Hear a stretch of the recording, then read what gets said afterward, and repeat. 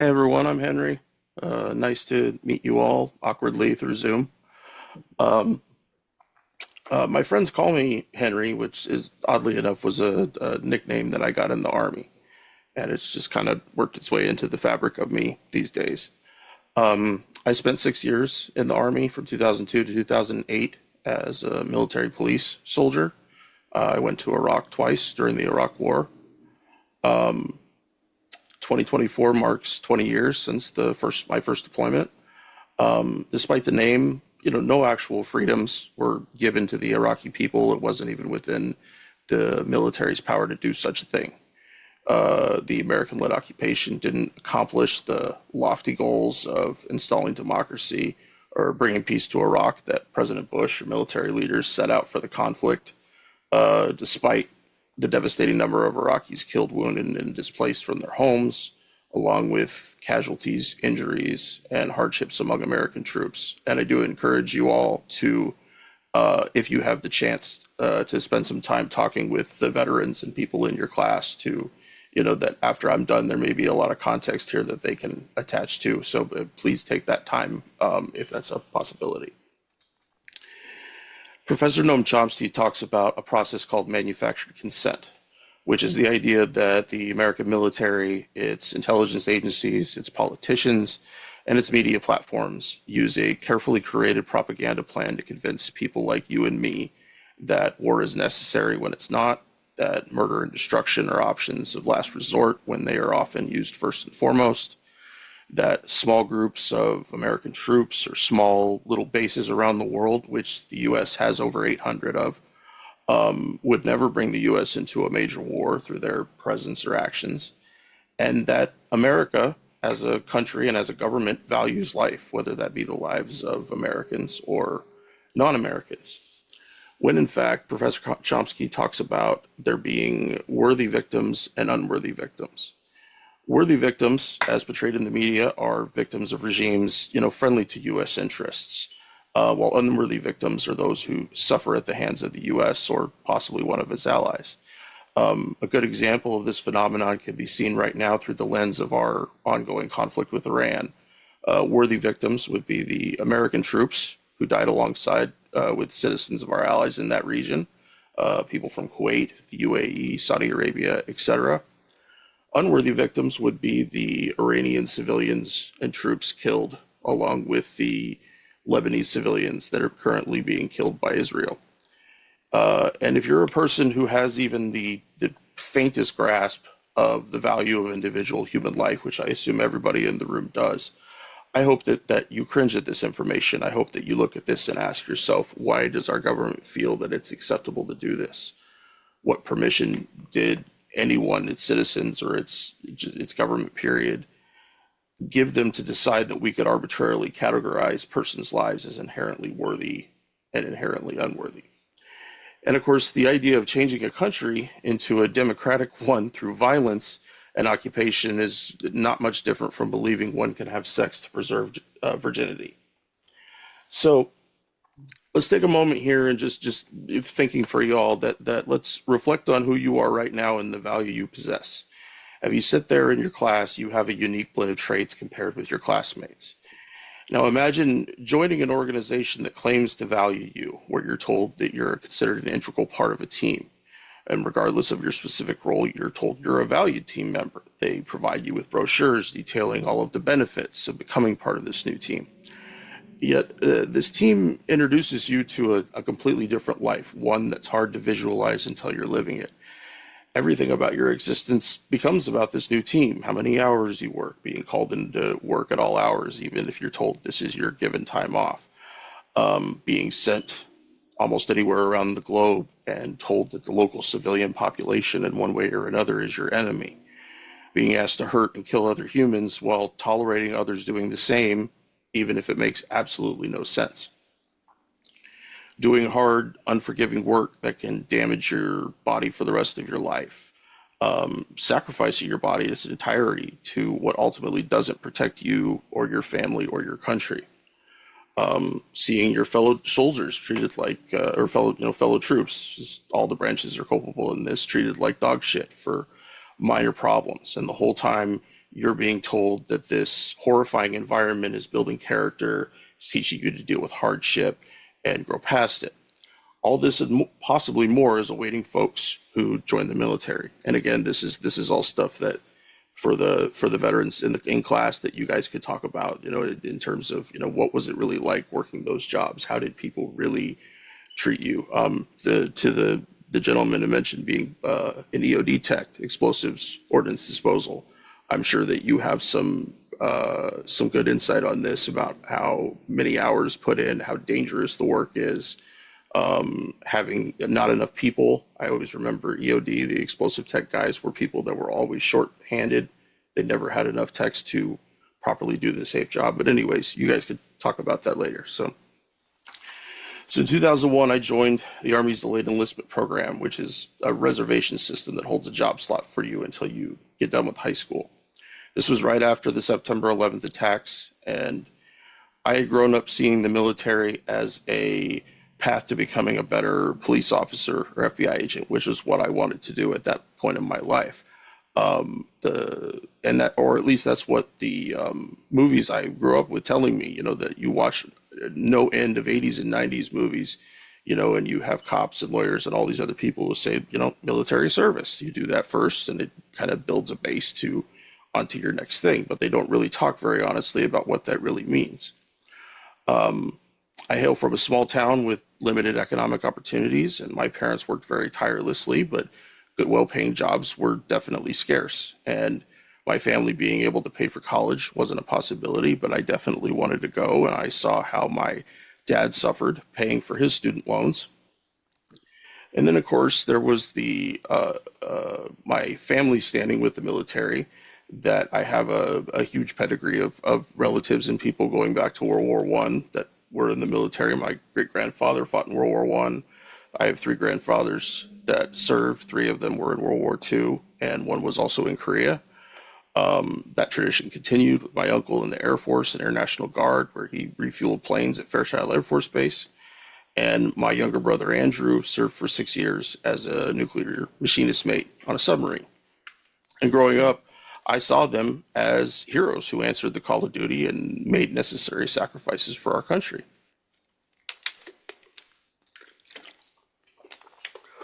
So my family connections made joining the military feel like it was an easy choice, maybe even a rite of passage. But of course, the economic benefits were just as important.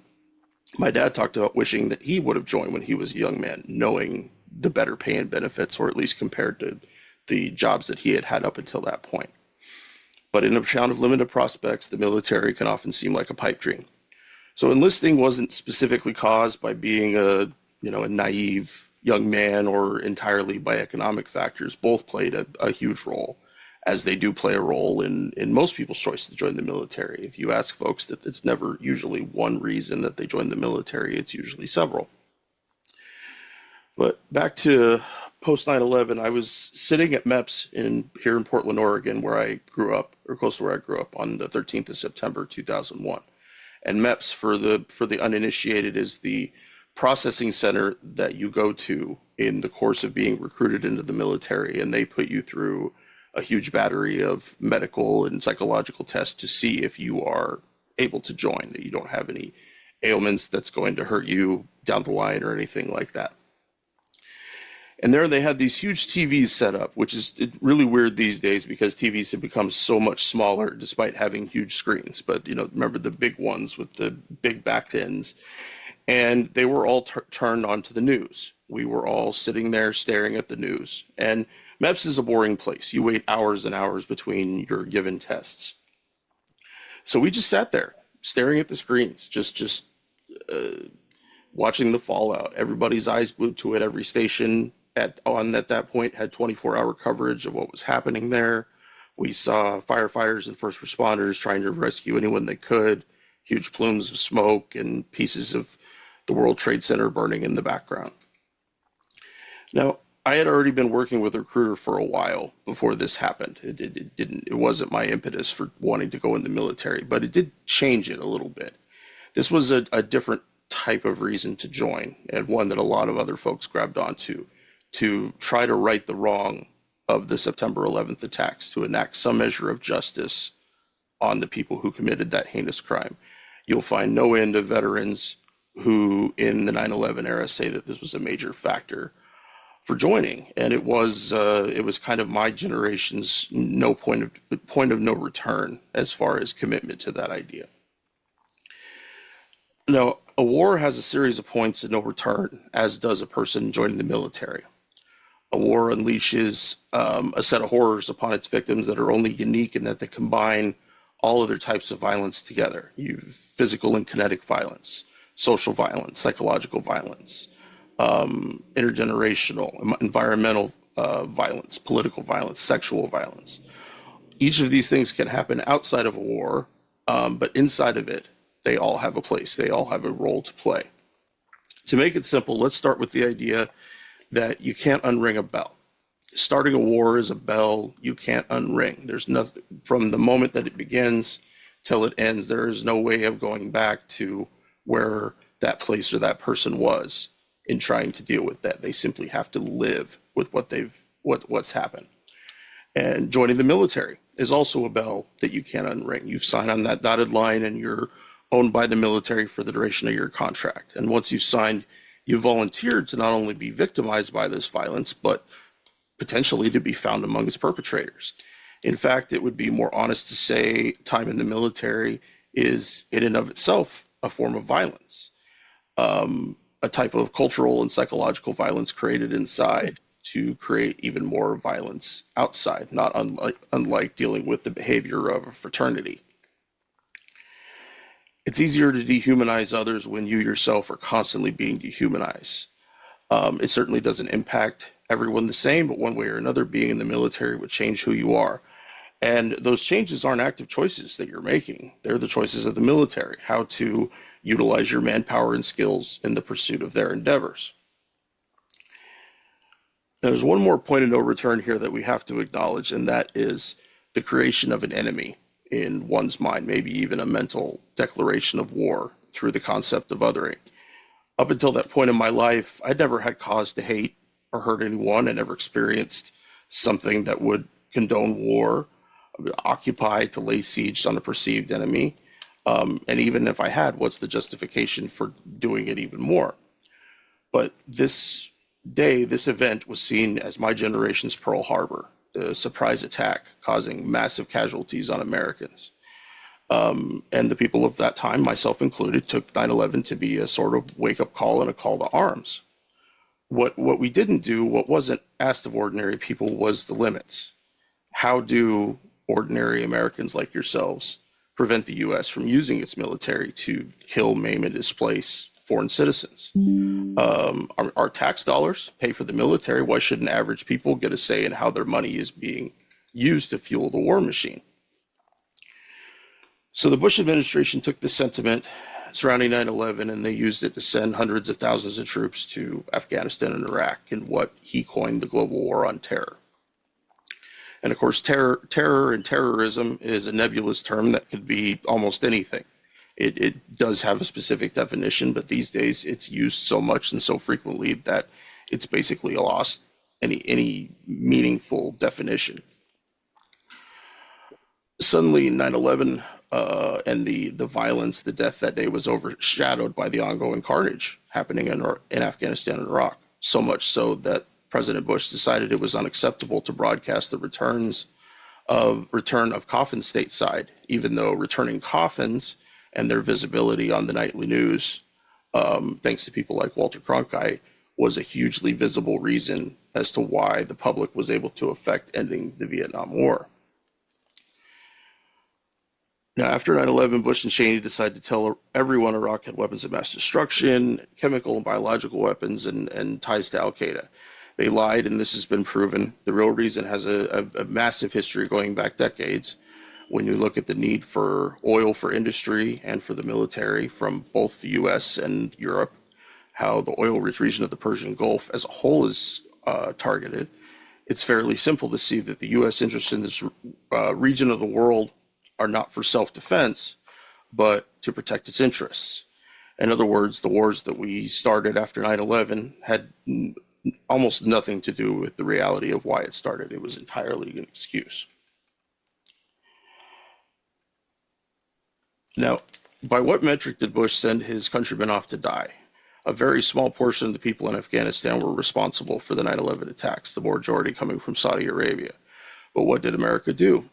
It sent an entire invasion force to occupy Afghanistan, a country so culturally detached from countries like the United States, most people there didn't even know that the United States existed. And then shortly after, it did the same thing in Iraq. In Iraq, we were told we were looking for weapons of mass destruction, again, needing it, requiring an invasion force. Was it necessary to stop Saddam in that way? No. Saddam had already given up the vast majority of all the weapons that he had that they have discussed. And in the years following, as the war went on, the only thing that they found as far as weapons in Iraq were the remnants of old weapons, not anything that could actively hurt someone right now. So, going back to my mindset post 9/11, I now had this enemy in my mind, and I believed that participating in Iraq would be used to go after that enemy to ensure Americans never got hurt again. So when I took the oath of enlistment and raised my right hand, no one needed to convince me that what we were doing was necessary. And this idea gets fed greatly when you leave for basic training. You're trained to go after the enemy, but as a soldier, you get no say in how that designation is given, or if you didn't get to choose it, at least how it's applied to the people you actually deal with. You're trained to go after the enemy, but as a soldier, who gets stamped as the enemy? Uh, Presidents and generals make those choices, not troops. The troops don't get to make those kind of choices, but who ends up doing the killing and supporting those who do the killing? Troops do. Not presidents, not generals, not the congressional reps who voted for it or the Americans at home who support the wars. Troops and families are the ones who bear the consequences. Speaking just for a minute about the effects on America, not about what happens to folks overseas.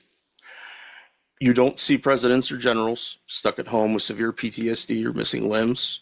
War to them is almost always an abstract concept broken into, maps and charts and computer screens and so on. And a little more about basic training. Basic training starts a process of dehumanization for the folks to go through it. That's really what the blank targets are about for folks that are in the Army or the Marines, and that in terms of using small arms, that the targets that they shoot at in that training are very nondescript. They don't have faces, they don't bleed or scream when they're shot. They're just a silhouette waiting to be given a name and a face, so they can easily become anyone that the military wants them to. They're trying to help their soldiers more easily kill human beings, because if you just see something as a simple silhouette, it's not nearly as hard, and it desensitizes you to it. If you're part of an artillery unit, shooting those huge, massive guns that shoot rounds on a high arc, miles and miles away, that those folks aren't going to see that. They're not gonna. No way that they would be shown what it looks like for one of their rounds to land in a school or a church, even though that does happen. But if you're willing to use a weapon like that, shouldn't you know? You're taught to act as a group, taught to think as a group, and to push your personality, your goals, your perspective into the background. You learn to push out everything but your training and your leader's influence. Your your ability to follow orders and remain in your place while allowing others to make the decisions is slowly and steadily turned against you, and it's turned against the people that the U.S. wants to fight. In my experience, those enemies were the innocent civilians of Iraq. Studies have been done after the fact that shows about 90% of the people that coalition forces took into custody in Iraq, for whatever reason, were completely innocent of any crime or offense, even fighting with the insurgents. They were just people. Yet thousands of them languished in military prisons, some for years after the war began, and many of them were also tortured and killed. So I did this for 6 years. I did whatever job the Army asked of me. I played my role in the war machine. I must say that I never knew much of what I'm sharing with you today while I was in the military. The military is designed to be highly compartmentalized. And so if you want to be able to look over and see what other troops are doing, how they're, treating the people that they run into, you can't. You have to trust that they're doing what they say that they're doing. being on the sending end of terrifying weapons, not knowing what they do on the other end, maybe even having an affinity for them based on the science around their design or capabilities.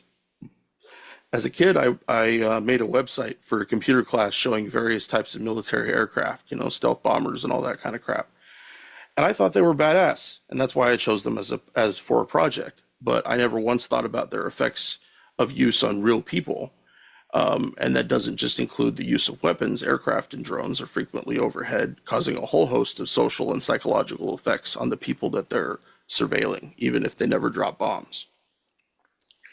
And it's assumed that these weapons are used on sufficiently enough dangerous and evil people. But the truth is that they're used to surveil and bomb people in every corner of the world, regardless of any coolness or personal enjoyment out of a military job. We are mechanical cogs in a machine that murders people. That might seem hyperbolic or outrageous even. It's really not. So I participated in the destruction of an entire society. Iraqis were killed, maimed, and imprisoned and tortured for racist and arbitrary reasons. Their homes were destroyed and their cities were sectioned off by giant walls, which forced Iraqis to pass through checkpoints, trying to do the most basic living, going to the market, all that kind of stuff. And I'm now a disabled veteran, rated as 100% totally and permanently disabled by the VA. My significant number of illnesses and injuries make it so I can't work anymore. I entered the Army at 18 in a good state of health and fitness, and I left 6 years and 3 months later with everything about my health transformed. Um, so that's kind of the meat of everything I wanted to just start with.